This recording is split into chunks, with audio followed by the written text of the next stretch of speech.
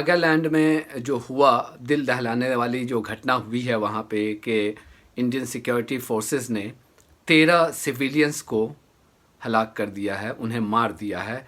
Counter insurgency operation चल रहा था और इन 13 सिविलियंस को इंडो म्यांमार बॉर्डर पे, जो इंडो बर्मा का जो बॉर्डर है, वहाँ पे इनको पता नहीं इनको क्या समझ लिया कि इनको टेररिस्ट समझ लिया या क्या समझ लिया। ये माइनर्स थे, ये कोल माइंस में काम करके दिन भर के रोज़ी रोटी कमा करके ये घर लौट रहे थे और इनको मार दिया गया। 13 को, अब तक खबर आ रही है कि 13 लोगों को मार दिया गया। 6 की तो मौके पे ही मौत हो गई थी, बाकी लोगों की हॉस्पिटल में जब उनको ले जाया गया तो वहाँ पे उनकी मौत हो गई। बहुत बड़ी घटना है। आई मीन कश्मीर में इस तरह के वाक़यात तो हम सुनते रहते हैं, लेकिन कम से कम कश्मीर की तरह यहाँ पे सरकार ने डिफेंड नहीं किया है और सभी ने, होम मिनिस्टर से लेकर के वहाँ के चीफ मिनिस्टर तक, सब लोगों ने मिल कर के माना है कि ये एक गलती हुई है। अब उन्होंने ये कहा है कि एसआईटी के का फॉर्मेशन होगा और एसआईटी जो है इसकी निष्पक्ष, वो कह रहे हैं कि जांच होगी। अब कितनी निष्पक्ष होगी ये तो नहीं पता है, लेकिन मामला बहुत तूल पकड़ गया है और ख़ुद बीजेपी में इस इशू को लेकर के बहुत ज़बरदस्त जो है वो डिफरेंसेस पाए जा रहे हैं। बिकॉज़ वहाँ के जो बीजेपी के जो स्टेट प्रेसिडेंट हैं, वहाँ के जो लोकल नागालैंड के जो प्रेसिडेंट हैं, उन्होंने इसे जेनोसाइड कहा है और कहा है कि ये समरी एक्सिक्यूशंस की तरह है, जेनोसाइड्स है। और उसके बाद उन्होंने ये भी कहा है कि ये पीस टाइम में ये ऐसा है जैसे कि वॉर क्राइम्स कमिट किया गया हो। यानी बहुत स्ट्रॉन्ग वर्ड्स वहाँ के जो बीजेपी के जो नागालैंड के प्रेसिडेंट हैं उन्होंने ये बात कही है। ये जो लोग मारे गए हैं, तमाम के तमाम लोग जिस कम्युनिटी से आते हैं वो कम्युनिटी है कोन्याक कम्युनिटी।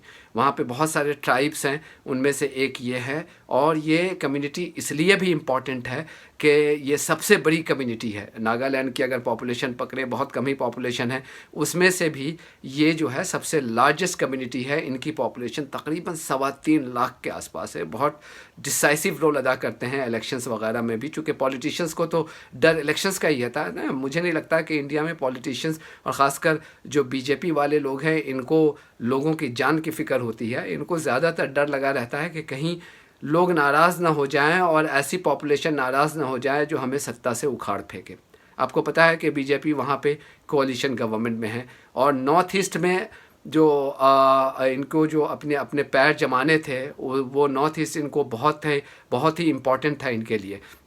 नागालैंड में भी इन्होंने सरकार बनाई, त्रिपुरा में भी बनाई, मणिपुर में तोड़ जोड़ करके बना ली। तो इस तरह से असम में ऑलरेडी पहले से है।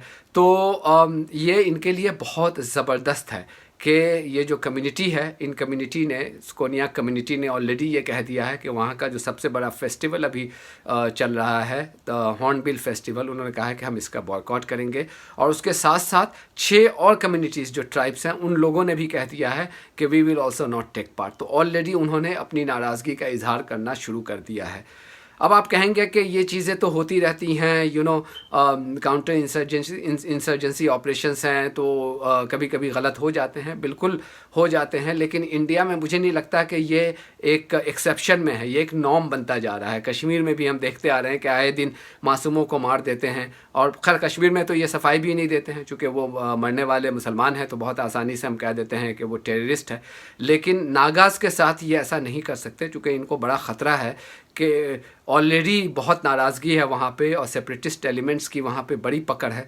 तो इनको ये डर लगा रहता है कि अगर हमने और भी कोई अगर बेवकूफ़ी कर दी तो ये कहीं हमसे इंडिया से अलग होने की मांग को और भी तेज़ी से वो और भी इस पर मतलब शिद्दत अख्तियार न कर ले।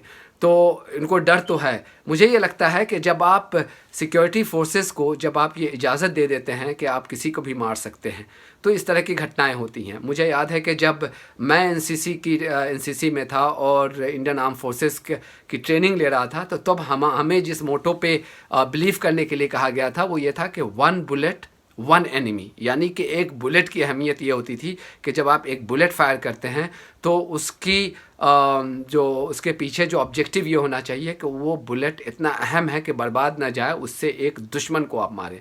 अब यहाँ पे जो इंडियन सिक्योरिटी फोर्सेस की माफ़ कीजिएगा, जो जिस इथॉस पे ये काम कर रहे हैं वो ये है कि 1 बुलेट 1 एनी डेथ। यानी इनको अब मज़ा आने लगा है। जैसे कहते हैं ना, शेर को खून का मज़ा लग जाता है, तो इनको मज़ा आने लगा है कि बुलेट निकले तो किसी को भी मार के आए।